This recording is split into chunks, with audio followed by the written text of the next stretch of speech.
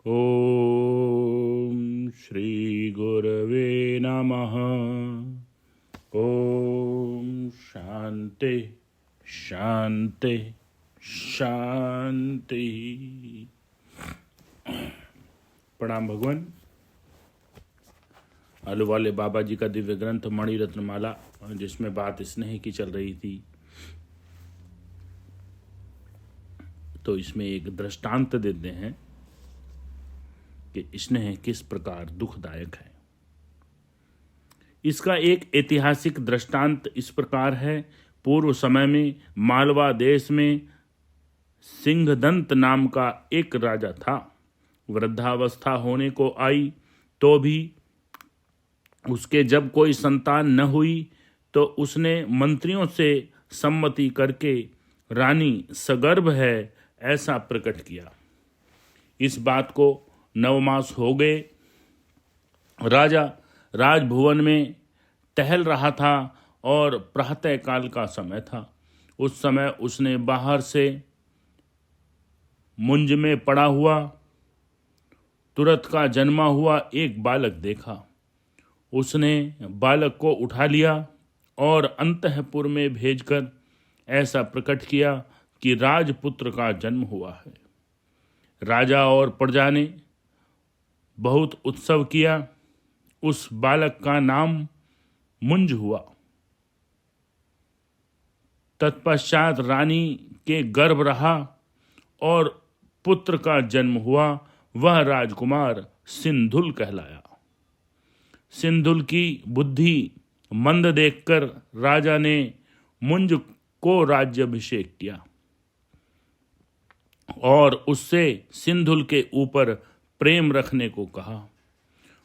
और मंजू किस प्रकार प्राप्त हुआ था यह भी उससे कह दिया।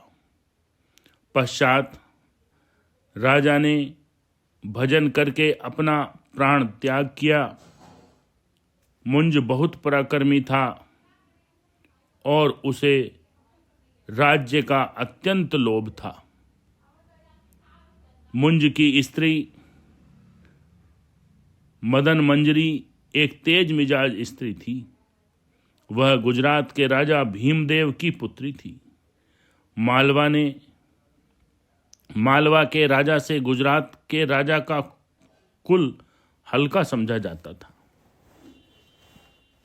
एक दिन मुंज और उसकी स्त्री हास्य कर रहे थे।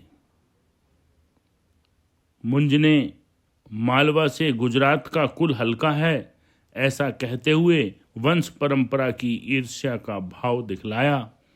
रानी से यह सहन न हुआ। वह मुंज की प्राप्ति की गुप्त बात जानती थी।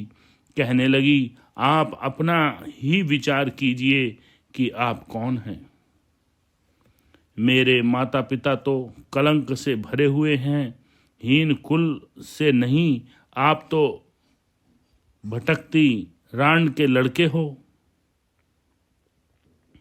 तुम्हारी सेखी मेरे सामने नहीं चल सकती। चुप रहने में ही मेरा और आपकी शोभा है। मुंज ने क्रोधित होकर उसी क्षण तलवार से रानी का सर काट डाला। मुंज की प्राप्ति का हाल सिंधुल को भी मालूम था। इसलिए राजा का वचन न मानकर मुंज ने सिंधुल को नेत्र फाड़कर और बहुत दुख देकर मार डाला। सिंधुल का पुत्र भोज था। जब वह कुछ बड़ा हुआ तब मुंज ने उसे भी मार डालने का प्रयत्न किया, परंतु यह ईश्वर कृपा से बच गया। कुछ समय पीछे दक्षिण देश के राजा तैलिप देव ने मुंज पर चढ़ाई की और उसे जीतकर कैद करके अपने पाट नगर में ले गया। वहां ले जाकर उसने उसे एक राजमहल में कैद कर रखा। राजा तैलिप की एक बाल विधवा बहन थी। उसका नाम मृणालवती था। मुंज की देखभाल का काम उसको दिया गया। मुंज स्वरूप वाला था। मृणालवती उससे प्रेम करने लगी। कुछ दिनों तक दोनों का गुप्त संबंध चालू रहा। मालवे के प्रधानों ने मुंज को छुड़ाने का प्रयत्न किया। जब कोई प्रयत्न काम न आया तब उन्होंने मुंज के शयन गृह तक एक गुफा बनाना आरंभ किया। वह गुफा वहां आई हुई नदी के नीचे 2 बनाई गई।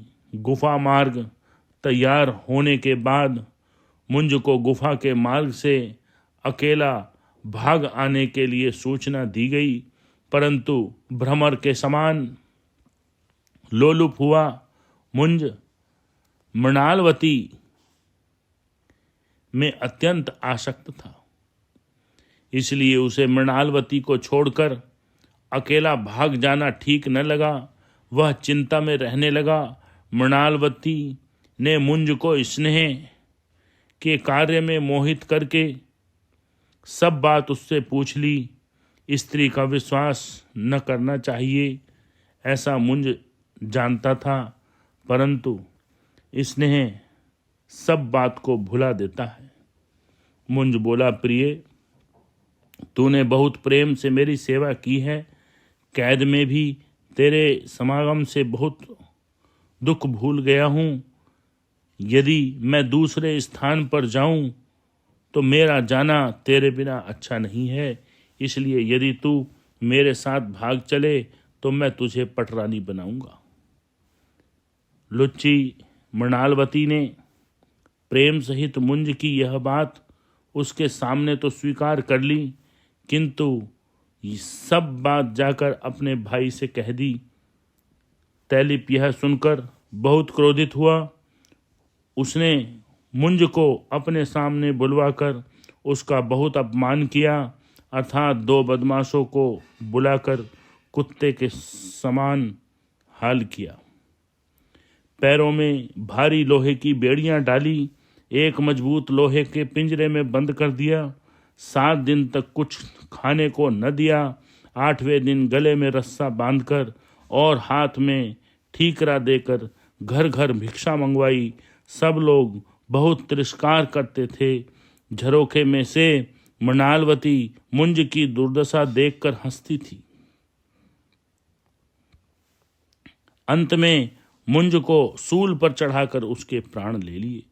मुंज ने जितने पाप के कर्म किए उतने स्नेह से ही किए थे और अंतिम दुख भी स्नेह से ही भोगा।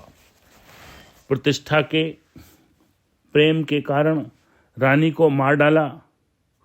राज्य स्नेह में ही राजा बना रहूं इस भाव से सच्चे राज्याधिकारी सिंधुल को पिता की आज्ञा तोड़कर मारा।